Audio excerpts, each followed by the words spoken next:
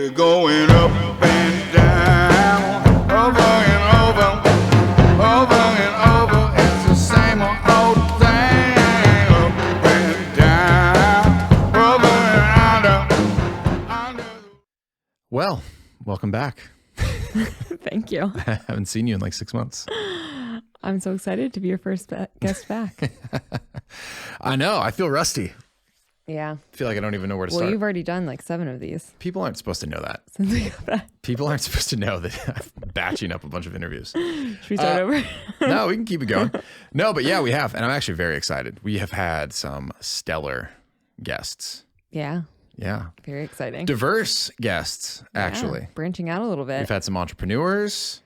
We've had some doctors. Yeah. We love doctors. Love a good doctor. Yeah, no, I'm very excited. Me too. Gosh, I don't know. Where do we start? Maybe why the hiatus? Yeah. Go ahead. I was burnt out. Is that a good explanation? Yeah. Yeah. No, I mean, I love it. Like, You this is tell. my favorite thing that we do. But basically, it was just like switching jobs, 3 kids, like everyone else living through the pandemic. And I finally was just like, man, I need a little break. Yeah. Yeah. I did too. Yeah, I know. You put your heart and soul into this. But You're back. I'm back and I'm very excited. So here's what's changed. There's a couple things. And we could even talk about this too, because I've really thought about, do we need to change the name of the podcast? Yeah. That was a big focal point of the last It's been weighing on me. few months. Yeah. It's been weighing on me.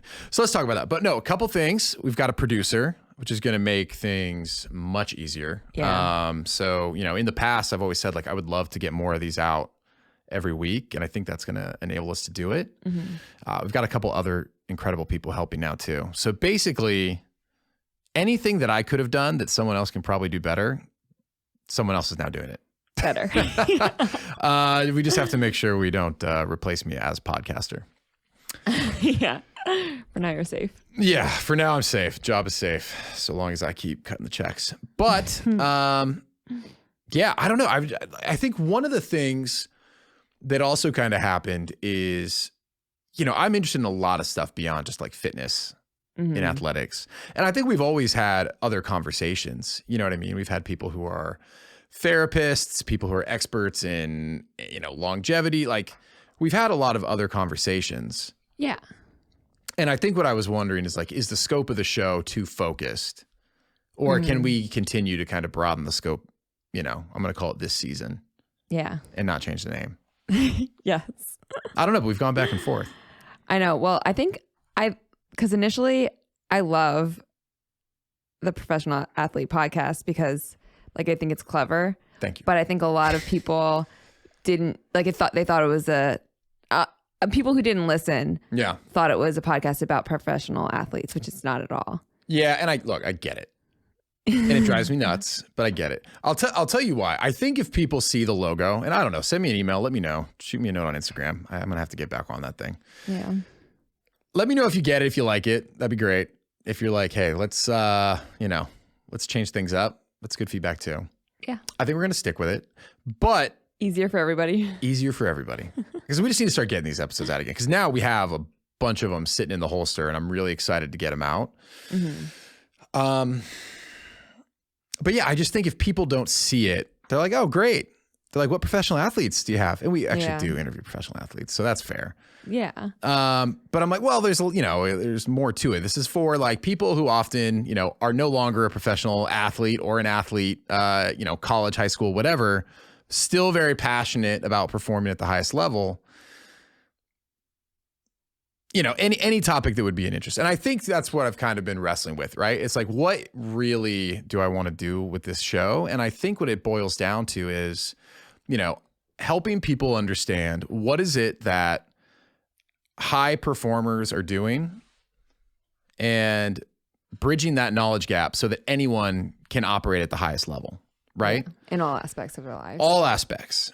Because for me, for you, right, like, you know, doing a podcast is one very small piece of what we do and who we are. And then my day job is a little bit bigger piece, but like, it's not what defines me. What I'm interested in is like, how do I be the best parent? Yeah. How do I be the best husband? Oh. Oh boy, here we go. Here we go. Right, but I think a lot of people relate to that. Even people who are like very passionate about like, let's say an athletic pursuit. I guarantee a person that's very driven is also trying to show up in all areas of their life and put their best foot forward. Right. So that's kind of what I want the show to be, because I think so many of these things work hand in hand. And like, what did I used to say? Like, what makes a great athlete makes a great person. Right. And I guess what I really mean is, hey, the approach, the way you handle things, your drive, your determination, your ability to like pick up new skills, like those things make you a great athlete, but they also translate to everyday life. Totally. So I think what I'm saying is I want to broaden it to a few more topics that encompass everyday life. Yeah. Very exciting. Are you in? I'm in. Or should we just talk about weightlifting? This is the first time we've had this conversation. I love it. Yeah, right. So anyways, I'm very excited. So we're keeping the name for now, but just know it's on the back of our mind. There could be a name change in the future. Yeah. But I think it works. I think it continues to work. But other than that, I mean, let's get people updated on what we've been doing. Yeah. Do you want to start? Yeah, sure. I'm happy to. Do you want to start with your job change? Oh, yes. I have a new job. Yeah. Yeah. That was another big reason. So I switched jobs. I think most people who've followed the show know that I work in tech and I work on the sales side. It wasn't an industry change, but it was to a company that is extremely technical, and it's a field where I just like kind of knew what was going on. So for me, it was like going back to college. A lot of learning. I mean, like, and I probably worked a lot harder than I ever did in college. So in those 2 months of like learning the product, understanding how this new ecosystem works, I mean, it took up so much of my mental time and energy that I don't think I could have done both at the same time. At least not the way I was doing it. No, now that there's like, not. A team helping get this stuff over the line. Much more doable. Possibly. But much more doable. Yeah. But yeah, no, I'm excited about it. It's great. Yeah. I'm enjoying it. Yeah. But no, the other big change. So, we even did like a New Year's resolution podcast in the past. And I like it, but I'm not the type of person who it's like January 1st. It's like, this is the year I turn my life around. But I do like setting goals. And so it's just always kind of like a good milestone. It's like, all right, well, this year, what is my focus? And so this year I kind of took an approach. I was like, man, there's a lot of things I want to get better at. So I like wrote down a whole list. I must have had like 30 different things. And then I was like, okay, that's not feasible. Let me try and like narrow these down. And then I was like, well, maybe there's a better way to do this, right? Like a lot of these things have kind of like a force multiplying effect. So let me give you an example. Let's say I improve my sleep, right? Not to bury the lead here. Let's say by improving my sleep, like, yes, that also helps me wake up more rested, but that's also going to have a better effect on, my ability to focus at work. It's going to have, an outsized impact on my ability to like, better handle my emotions, be in a better mood, right? Like, so I was like, okay, let me see all the things that I want to work on, and let me see if I can narrow it down to a few. So what I did like a Venn diagram.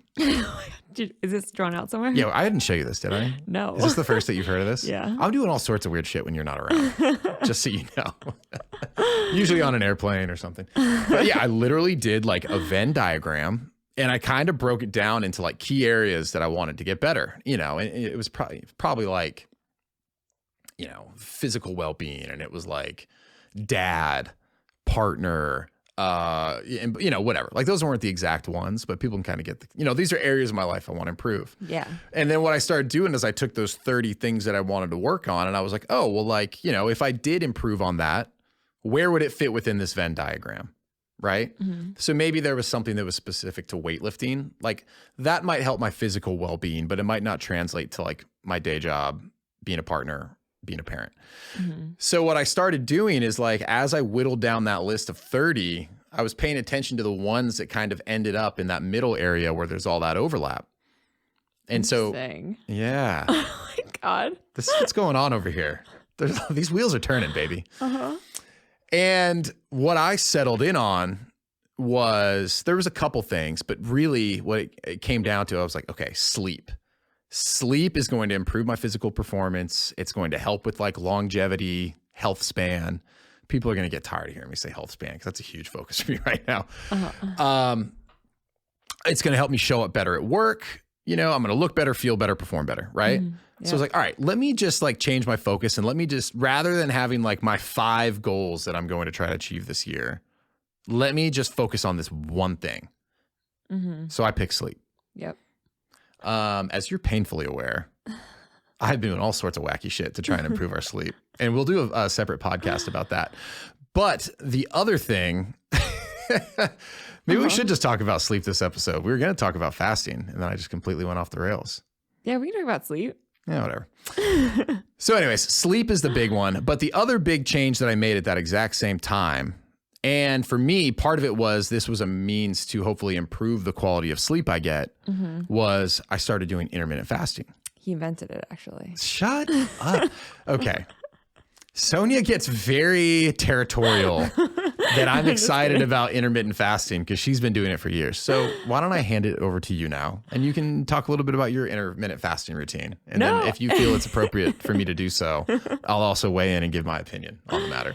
No, it's not like I was intentionally doing it forever, but in college I stopped really eating breakfast because I'm not really a breakfast person. Yeah. And I feel like I was eating big meal for lunch and a big meal for dinner, and I just felt better that way, and I wasn't gaining weight. Yeah. And that's just what I've always done, except for if we're on vacation, then I usually eat breakfast because it's being made for me. Yeah. But yeah, I've always done intermittent fasting. And there's been times in our relationship where you'd be like, you have to eat something in the morning. You have to eat breakfast. Probably like when we were dating, that would happen. And then in the early marriage. Yeah.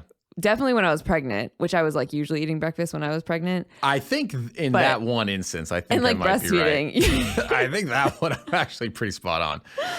But yeah, agreed. Understood. But like even before we had kids, you'd be like, oh, you have to eat something in the morning. But I just never wanted to. And that was just how I lived my life. Yeah, just living your life. So now you're on the intermittent fasting thing. I am, but you should be encouraged that I've seen what a impact it's had on your life that I said, I want some of that. Let me be more like Sonia. Yeah, I know. But I think, that's like a common misconception that a lot of us were raised with. Like breakfast is the most important meal of the day. Well, I think it's like I don't want our kids intermittent fasting because they obviously need to be growing. So they need to be eating 3 meals a day at least. I completely agree. But so that's like what we grew up thinking, we have to eat 3 square meals a day. But we were also watching our parents eat 3 square meals a day. That's a better way to say it. Yeah. Well, and I mean, look, and I also was working out in the morning, so for me, I couldn't work out and then not eat. Yeah. I mean, I literally there would be some mornings back when I was commuting, and if for whatever reason, I just I couldn't get food after my workout and I had to go catch a train. Yeah. I mean, I would be shaking. There was some times that I would literally be as I was getting to the deli, it was sketchy, very sketchy. I was faint. So at that time, I was faint. I was in danger. But now I was all right, athletically, what do I want to accomplish? I still have some things, I want to do, but it's less of a priority to me than maybe it was at a time where I was doing the decathlon, which at this point can't exist because of all of this pandemic nonsense. So I was well, maybe I can just change my schedule around. Maybe I try and become one of those people who works out later in the day. And if I do that, maybe I don't need to eat. Because the other thing that was going on for me, and again, this comes back to the sleep. Now I know what the hell I was talking about. One of the big things that was happening, it was scaring me, is I was both noticing in terms of how I felt and how I looked that I had a lot of inflammation. Yeah. I was super bloaty. Yes. Wow. I'm just so glad people are getting a taste of what I'm dealing with over here on a daily basis. They're how do you get through the day? I'm I don't know. Yeah, super bloaty. Thank you for adding the color. Can I just say, when we first put this is the first time we're doing this with these cameras. Oh, yeah. And I thought, I was I feel weird being filmed. I don't know what to do with my hands, but I thought we were going to be into the camera, which in hindsight, that would have been so weird if we were sitting here just looking at the cameras and not looking at each other. I was like, Hey, we're on YouTube, folks. Come on over. Check us out. If you want to know what we look like, we're there.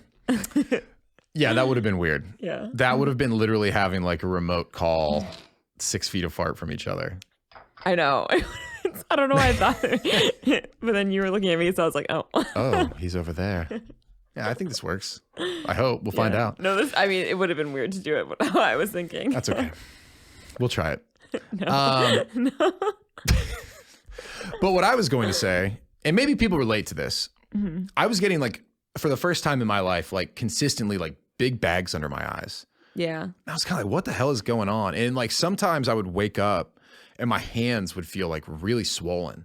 And I think people, like some people are like, oh, I can't get my wedding ring off in the morning. But it was getting to a point where I was like, whoa, like I really don't feel good. And I was like, what is going on here? Like I'm working out all the time. I'm eating generally pretty healthy.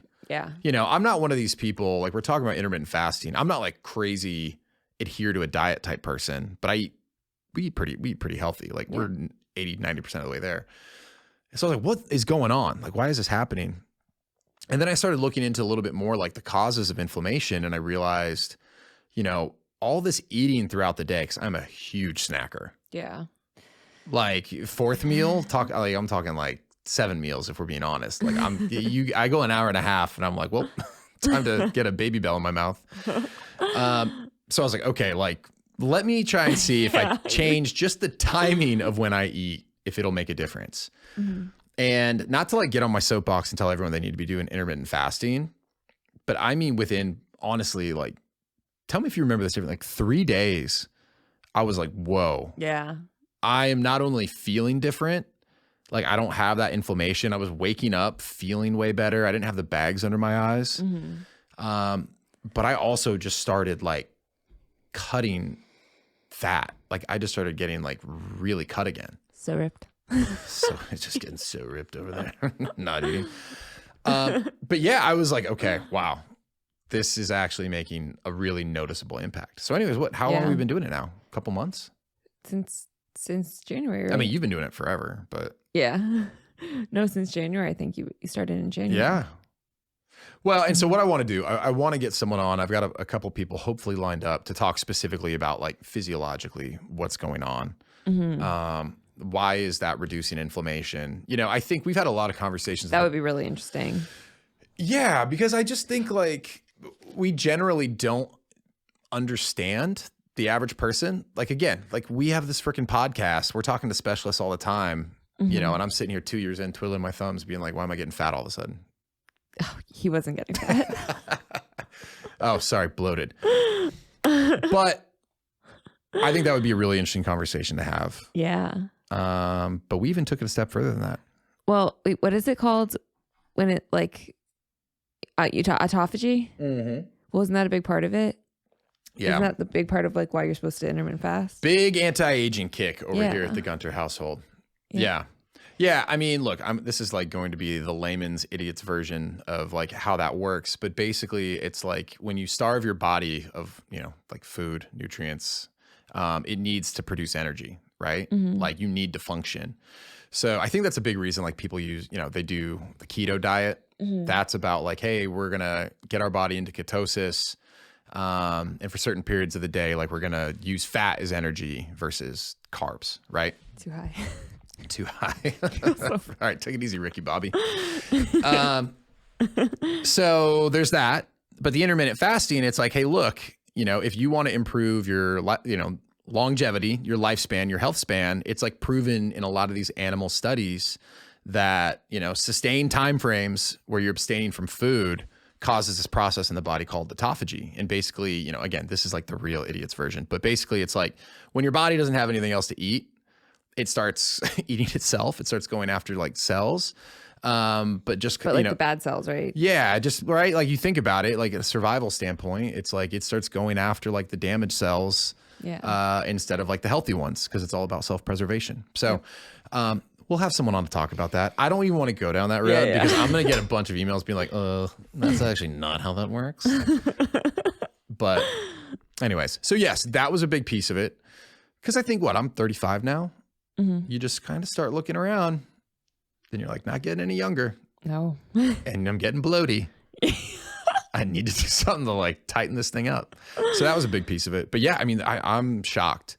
I'm shocked, one, that it wasn't that hard to do. As someone I'm who, shocked how easy it was for you. my favorite meal is breakfast. I know. Well, you still eat breakfast. You just eat it later. And that's the key. I should write a book. Yeah. How to trick yourself into intermittent fasting. Because there's a million books on intermittent fasting, but I think really there's a big enough segment of people like me who are like, but I don't want to give up breakfast. And I'm here to tell you, you don't have to. Yeah. You also read something that said, I mean, I don't want to butcher it, but you're supposed to stop eating earlier in the day, and it's more helpful to do that, which usually I was eating until 8. Yep. I was like stopping eating at 8, and then I started eating at 1 the next day. Yeah. Or no, 9. I don't know, you do that math right. But I was always eating closer to 1 p.m.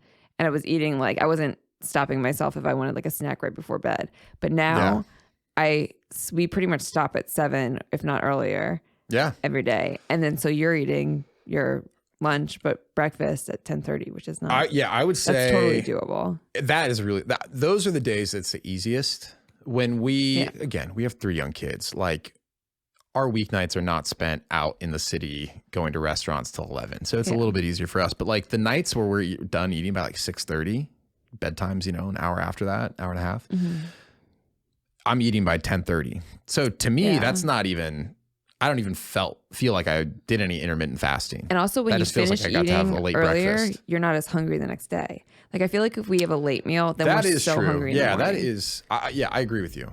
Yeah, I wonder why. It'd be interesting to know. I don't know. That would be interesting. Someone to know. probably knows. So. Someone out there. Yeah. Could it be you? You know. But yeah, so that was a big piece of it. But that's the other thing too, right? It's like, again, how interconnected everything is. It's like, yes. Okay. So look, a lot of people intermittent fast because they want to lose weight. I can attest as someone who wasn't super interested in that, like it happens. I think it's just because like calorie restriction, you're eating in a shorter time frame. So like, you just kind of naturally eat less. Yeah. So I'm still working out really hard and I have a couple fitness goals. So I'm actually like force feeding myself to eat a lot in that window. Yeah. So I'm, but like when I don't pay attention, like I miss a whole meal. Yeah. There's some days I just go lunch and dinner. But that's not going to keep me bulky the way my lady likes it. No. Also on days when I eat breakfast, I'm so much hungrier throughout the day. Like I want to eat more of my other meals if I eat breakfast because I've already started my appetite. Well, and that's what I was going to say too. I was very shocked that it is not that hard to skip breakfast. No. It's very mental. Yeah. And like once you've done it a couple times, there's still days where I'm like, oh man, I'm really hungry. Like yesterday I was really hungry. But you just kind of know like, oh no, I'm hungry, but like I actually don't have to eat in this moment. Yeah. But to get back to my point, like you were saying, that I have also noticed, like, I would eat right up until bed. Yeah. I mean, like 15 minutes before I fell asleep, I'd be like snacking and chowing down on peanut butter. Yeah. Have you had any like late night snacks the way you sometimes do? No, I stopped doing that.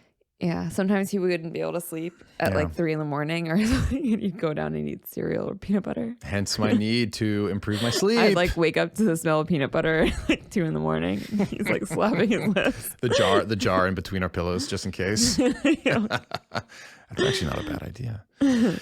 But no, I'm not doing that. But you're right. So again, intermittent fasting, that's what I was going to say. It's like, look, you could do it for weight loss, but it's like when you stop eating, I think what they recommend, maybe like 3 to 4 hours before you go to sleep. That means that like you've done a lot of like the digestive work before you lay down. So like when you go down, like your body's trying to restore itself. You're now letting it allocate resources to just like restoring your body versus like processing all this food. Well, even growing up, I always heard after dinner, go for a walk. We should start doing that when it gets nicer out for kids. That would be fun. That would be nice. Yeah. Walking also another big part of my strategy. Yep. I would love that. Yeah. Yeah. Also, walking, another big piece about inflammation. Yeah. Who do we talk to about that? Maybe that was like Christian Placencia. Do you remember that conversation? He was talking about like like one of the reasons that being sedentary, sitting around all day is just so terrible for yeah. you. I It's don't because like remember your who said that. body relies on like that process. It doesn't have to be walking, you know, you could be like shifting side to side, but like To like flush things out. that's literally how you like pump, you help your body like circulate and like pump everything around. And part of that is inflammation. You know what I mean? That you like need to like work out, get in the bloodstream and then get rid of it. Yeah. It's all interconnected. Your microphone is way further from your face than me. I'm like, does it need to be further? You can do whatever you want. I can hear you fine. Okay. Well, yeah, because I'm like right here. Yeah, do about like that. Okay. There you go. That's what, that's what all the, yeah, that's what all the pros do. Okay. The other thing, we took it a step further. I mean, you've already, look, yeah. I'm saying we, because we did it. You've already done Prolong. We did a whole episode about that. I still have not done that, but I'm going to. Yeah. I now have the confidence to think I could survive it. Yeah. Or our marriage could survive it. Yeah. But we did a 24-hour fast. Yeah. Water fast. Yeah. Plus coffee. For some of us. For you. For one of us, not going to tell you which one. Yeah. And I don't think I drank enough water. So I was dying by the end of it. But you Oh, were man. I fine. took notes and I was going to read them off because some of them were ridiculous. You told me to take notes for that. And I was looking through my notes the other day just because I was looking for something. And my note was, I feel hungry. Yeah, I know. Well, they started getting weird after a while. Well, here, talk about your experience, and I'll pull up my notes because there was a couple things that I was like, well, this is a strange happening. No, I think I just didn't drink enough water. And then, Right, because you got a bad headache. Yeah. You were feeling pretty sick towards the end of it. yeah. So what, we stopped eating at 6? We stopped eating at 6 so Yeah. then we could start eating the next day at 6. Yeah. Which usually would be really doable. Sometimes I accidentally do that. And then, although I probably don't stop eating at 6 when I accidentally don't eat till 6 the next day, you know? If you're just accidentally 24-hour fasting, I mean, sometimes when we're really busy, especially in the pretty hardcore. summer, because I feel like in the summer you're doing more. yeah, I But- will say you do have the ability to just go without eating. Yeah, sometimes. Sometimes I'm like very hungry. Yeah. But see, that's the thing. Like, man, like I don't miss a meal. No. I might skip one intentionally, but Yeah. there's no circumstance where I like forget the next one that was coming at 11. I know. It's more like the clock, the timer is ticking down to Yeah. when I get that next meal. Yeah. But yeah, Even you're though- one of those people who'd be like, oh, I forgot to eat today. Yeah. But you'll also crush it. Yeah, no. Your metabolism, like we honestly got to get you analyzed. You're a very special breed of person, especially living with you. I'm just like, huh, how's that working? Because you came downstairs and I was like eating Nutella. I mean, she's just crushing feeding the boy. and then she won't eat for it. Like it's all just sorts of, I can't find my notes. God dang it. But yeah, so I was again shocked by the 24-hour fast because this was maybe like 2 weeks into intermittent fasting. And I just, you know, like anything, Yeah. just kind of went hardcore with it. It wasn't that bad. No, you were fine. Yeah, like I took the kids to gymnastics, When we- came back at like yeah. 6 and you were like, oh, did you have a Cliff Bar? I was like, honestly, I don't want to make you feel bad, but like, I think I could make it till tomorrow morning. No problem. Yeah, so crazy. I was hungry and I felt a little weak.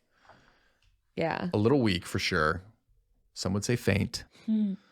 But no, it wasn't that bad. Yeah. It's got me thinking. Now, here's my question. I'm interested in a couple things. So we talked about that autophagy process. I really want to get an expert on to talk to us about it because like there's a lot Yeah, me of, too. I don't want to say misinformation, but there's a lot of different interpretations as to when that process kicks in. I'll give you an example. Yeah. Some people say, you know, doing that 8-16, you know, you eat in an 8-hour window, 16 hours you don't. I hope that math adds up.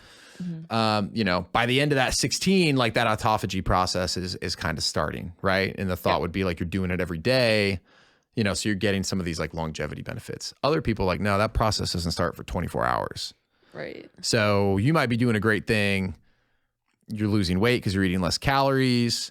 You're letting your body like reset because you're not eating all the time. So your insulin levels are getting like, it's probably doing a bunch of positive things for you that might help you live longer, but it's not necessarily autophagy. Yeah. I've seen like fairly reputable websites that say, but you know, say the same Yeah. thing. So I'm like, okay, what's the truth here? So we need to figure that out. Yeah. But go ahead. And other ones are like isn't it true intermittent fasting a day eating, a day not eating? I Like think 24-hour intervals? yeah, that's the other thing. And I'm trying not to be a douchebag, but yes, someone has corrected us on that. Yeah. It's like what we're talking about is time restricted eating. Yeah. And look, I mean, I get like technically, I guess it is like intermittent fasting, but like that fasting window is really small. Right. But what you're saying is correct. Yeah. Like there's people who do, like you just said, 1 day every week they don't eat, or 2 days a week they don't eat, 3 days. You know, like they truly will take like a day, and it's like a water fast. Mm-hmm. We should do twice a month a water fast, or once a month. No, I'm not saying no. Oh. I'm just like deep in thought, pondering. I'll think about it. I could do once a month for sure. Okay, let's do that. I could definitely do once a month. Well, we're supposed to start Prolon. We were supposed to start yesterday. Yes. This week, but we didn't because we kind of gorged on Sunday, and we didn't think that would be a good setup going into Prolon. Yeah, and we were You just kind of want to like. we were just physically wrecked. Yeah. And I just read. So again, I'm not gonna I don't want to go too deep into the sleep episode because that's what I'm excited about. Yeah. But we started tracking our heart rate variability. It's one of the metrics. Yep. Which is amazing. It's very cool. Again, it's just a data point. Is that my phone? Sorry, guys. It's just a data point, but I could see an actual trend that my heart rate variability was really dropping, which is a sign that like your body is like stressed. Yeah. It's a sign of a whole bunch of other things, but like that's how I interpret it, right? Yeah. Like stressed, asympathetic nervous system, like is out of whack sort of thing. And then I read this article. It's like, hey, fasting can really like, doing like a 5-day fast like that with Prolon, that could like really put a lot of stress on your body. Yeah. So I'm really interested to see what our sleep scores are when I know we do that. Well, and that's what I was thinking too. Like, okay, let's say we tried to do 36 hours, no fast mimicking diet like Prolon. We just did like a water fast plus coffee. What I'm worried about is, would I be able to sleep that next night? Like I might be able to skip dinner, but I'm wondering, is my body going to be like, ugh, and just have a terrible night of sleep? Yeah. I can't remember how I sleep on Prolon. I feel like I'm fine, but I don't know. Yeah. Remains to be seen. Yeah, we'll see. We'll see next week because we're doing it next week. Maybe. You might be. We were bickering before we started this because I was saying that I want to do it, and you were like, well, you don't have to do it with me. Like, you can do it by yourself. Which is true. But you've never done it, and you're also not the one making all the meals, so that I'm fasting, plus I'm making you, like, delicious meals. So I'm like... Okay. So it's way harder for me if you're not doing it. But what about the kids? Well, yeah, but I have to feed them anyway. But, like, your meals are different than the kids' meals. Are they? I mean, usually not because we all eat together. But, like, the last time we did it... I get your point. And it would be hard to sit there and watch me eat delicious meals while you're having mushroom soup or whatever it is. Yeah. Okay.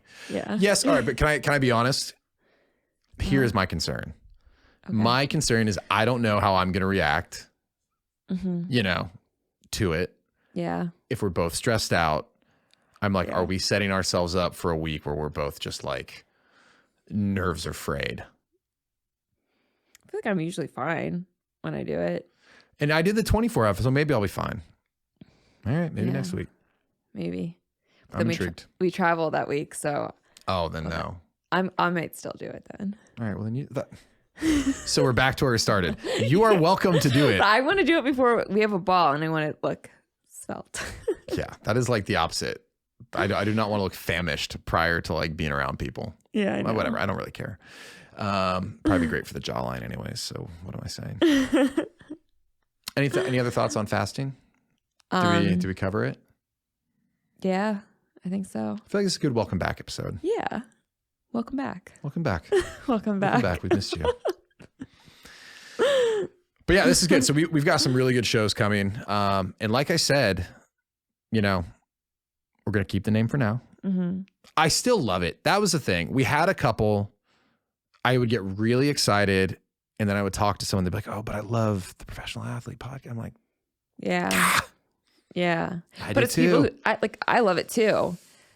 But I hate the people like think it's like they don't understand. They don't get it. Nobody gets They it. just don't understand us. Well, that's the thing. I think it's when I say it to people in person Yeah. and they just hear it, they take it at face value. They're not like, oh, he's a clever fellow. Perhaps it's Yeah. Anyway. Well, you're yawning. That's usually a good indication that we should wrap My it sleep up. score was terrible last night. I can't wait to do the sleep episode. Yeah, me too. I'm super stoked. But again, if you're working on goals, I'm telling you, my little method I described, so far so good. And here's what's fun about it.